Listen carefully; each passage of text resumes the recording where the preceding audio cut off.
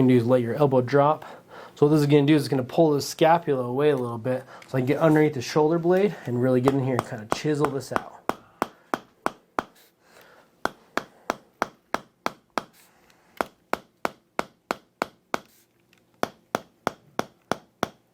Switch hands for me. And then you can notice a little bit harder to get this one there. So I kind of lift it up a little bit there, let the elbow drop down.